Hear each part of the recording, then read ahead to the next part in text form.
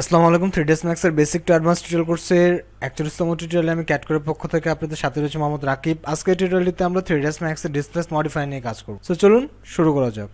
So right now আমি রয়েছে আমার 3ds Max সফটওয়্যারটির মধ্যে। আজকে আমরা 3ds Max সফটওয়্যারটিতে ডিসপ্লেস মডিফায়ারটি কিভাবে ইউজ করতে হয় সেই বিষয়টি জানবো। তো ডিসপ্লেস মডিফায়ারটি ইউজ করার আগে আমি সিম্পলি যেটি করব, একটি প্লেন নিয়ে আমার ভিউ পোর্টে মাউসের ক্লিক অ্যান্ড ড্রপের মাধ্যমে আমি একটি প্লেন ক্রিয়েট করে নেব। আরেকটি জিনিস, এই যে প্লেনটি রয়েছে সেই প্লেনটির হলো লেন্থ সেগমেন্ট এবং হোয়াইট সেগমেন্টে আমি সর্বোচ্চ রাখার চেষ্টা করব। এখানে আমার লেন্থ সেগমেন্ট আমি দিয়েছি 200, হোয়াইট সেগমেন্ট আমি রেখেছি 200। তো সিম্পলি প্লেনটি সিলেক্ট থাকা অবস্থায় আমি মডিফাই ট্যাবে গিয়ে আমার মডিফাই যে লিস্ট, সেই মডিফাই লিস্টের ড্রপ ডাউন আইকনটিতে ক্লিক করব। ক্লিক করে ঠিক আমি যদি একটু নিচের দিকে আসি, এখানে হলো আমার ডিসপ্লেস মডিফায়ারটি রয়েছে। সো এই ডিসপ্লেস মডিফায়ারটি আমি আমার প্লেনটির উপরে অ্যাপ্লাই করব। আর অ্যাপ্লাই করার সাথে সাথে আপনারা দেখতে পাচ্ছেন যে হলো একটি গোল্ডেন কালারের একটি লাইন ঠিক আমার প্লেনটির উপরে চলে এসেছে। দ্যাটস মিন আমার ডিসপ্লেস মডিফায়ারটি আমার প্লেনটির উপরে অ্যাপ্লাই হয়ে গিয়েছে। ঠিক এখান থেকে আমি ডিসপ্লেস মডিফায়ারটি আমার হাইড করে দিতে পারি, যে এফেক্টগুলো পড়বে সেটা আমি হাইড করে দিতে পারি। সো এখন আমি যেটি করব, আমি আমার F4 দিয়ে সেগমেন্টগুলো আছে সেই সেগমেন্টগুলোকে আমি হাইড করে দেবো। হাইড করে দেওয়ার পরে ঠিক আমি নিচে আসবো, ভিড ম্যাপ, ইমেজ থেকে ভিড ম্যাপ, আমি একটি ডিজাইন প্যাটার্নের ভিড ম্যাপ এখানে দেব। আর ডিসপ্লেস মডিফায়ারটা দিয়ে আমরা মূলত বিভিন্ন ধরনের ডিজাইন প্যাটার্ন, বিভিন্ন ধরনের ট্যাগ চেইন ইত্যাদি যে ইফেক্টগুলো, সেই ইফেক্টগুলো আমরা দিতে পারি। সো আমি ভিড ম্যাপ থেকে যে নান রয়েছে সেই নানের উপরে ক্লিক করব। ক্লিক করার পরে ঠিক ডেস্কটপে আমার কিছু ভিড ম্যাপ রয়েছে, সেই ভিড ম্যাপগুলো আমি সিলেক্ট করে নেব। সেম এই পিকচারটি আপনারাও খেয়াল রাখবেন যাতে পিকচারটির ব্যাকগ্রাউন্ড হয় ব্ল্যাক এবং এটি যাতে হোয়াইট থাকে, তাহলে এটি ডিজাইনটা হলো পিক করবে।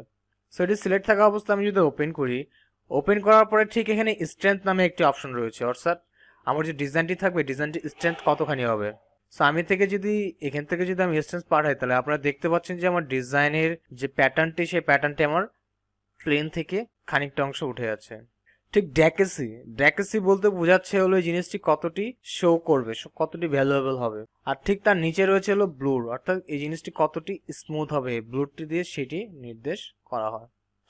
সো এখানে আপনারা দেখতে পাচ্ছেন খুব ইজিলি যে আমার একটি সুন্দর একটি ডিজাইন আমি তৈরি করে ফেলেছি, ঠিক কিছুটা এরকম।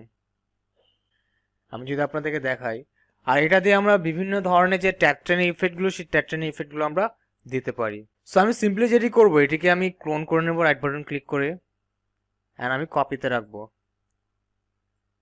ঠিক এটিকে একটু সাইডে নিয়ে নিই। এখন আমি যেটি করবো, এটির থেকে আমি হলো এই যে ডিজাইনটি রয়েছে সেই ডিজাইনটি আমি আলাদা করে নেব। সো সেটি করার জন্য আমি প্লেনে এসে এই প্লেনের লেন্থ আর হোয়াইট সেগমেন্টে আমি বাড়িয়ে দেবো। আরেকটি বিষয়, এখানে একটি লেয়ার তৈরি হয়ে গেছে, প্লেনের উপরে আমার ডিসপ্লেস নামে একটি লেয়ার চলে এসেছে। আমি যদি এখান থেকে আই বাটনটি ক্লিক করি, তাহলে আমার এখান থেকে ডিসপ্লেসের ইফেক্টটি চলে যাবে।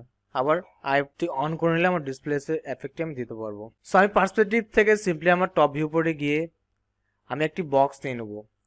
আমার ঠিক স্ন্যাপ ট্রিগলটা আমি অন করে ঠিক কিছুটা এখান থেকে এই পর্যন্ত আমি ড্র্যাগ করব। এখন পার্সপেক্টিভ ভিউ পোর্টে চলে আসি, আসার পর আমার স্ন্যাপ ট্রিগলটি আমি অফ করে দেবো। অফ করে দেওয়ার পরে ঠিক মডিফাই ট্যাব থেকে আমার যে বক্সটির হাইটটি রয়েছে সেই বক্সটির হাইটটা আমি বাড়িয়ে নেব। আমি হাইটটি কাজ করবো, আমার বক্সটির যে হাইট অ্যান্ড হোয়াইট সেগমেন্ট রয়েছে সেগুলোকে আমি একটু হালকা বাড়িয়ে নিই, কারণ আমি বুলিয়ান করবো এগুলোকে। ঠিক এখন ডিজাইন প্যাটার্নটি সিলেক্ট করে আমি আমার ক্রিয়েট ট্যাবে এসে কম্পাউন্ড অবজেক্ট থেকে আমি প্রি বুলিয়ান করব, এবং প্রি বুলিয়ান থেকে স্টার্ট পিকিং, আমি ঠিক আমার বক্সটিকে আমি পিক করব। পিক করার পরে এটি বুলিয়ান হবে এবং আমাদেরকে একটু সময় ওয়েট করতে হবে।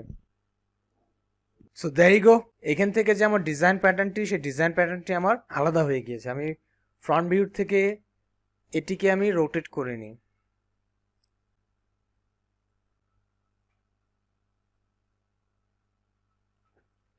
ঠিক আমি যদি পার্সপেক্টিভ ভিউ পরে চলে আসি, আসার পরে ঠিক ফাংশন F3 আমি যদি প্রেস করি, আর যদি আমি F4 দিয়ে আমার এজেস ফেসগুলো আমি অফ করে দিই, এটি হলো আমার ডিজাইন প্যাটার্ন। আমি এটিকে একটু মুভ করে নিই। সো এই ডিসপ্লেস মডিফায়ার ইউজ করে আমরা বিভিন্ন ধরনের ডিজাইন প্যাটার্নগুলো ইউজ করতে পারি সিম্পলি আমাদের ভিড ম্যাপ ইমেজের মাধ্যমে। আর এভাবে খুব দ্রুত এবং খুব ইজিলি আমরা যে কোনো ধরনের জটিল একটি ডিজাইন তৈরি করে ফেলতে পারি আমাদের ডিজাইন প্যাটার্ন। সো এটি ছিল আজকের ডিসপ্লেস মডিফায়ার সম্পর্কিত টিউটোরিয়ালটি। আর পরের টিউটোরিয়ালটি দেখার আমন্ত্রণ জানিয়ে আমি আজকের মতন এখানে বিদায় নিচ্ছি। সে পর্যন্ত আপনারা সকলেই ভালো থাকবেন, সুস্থ থাকবেন। আসসালামু আলাইকুম।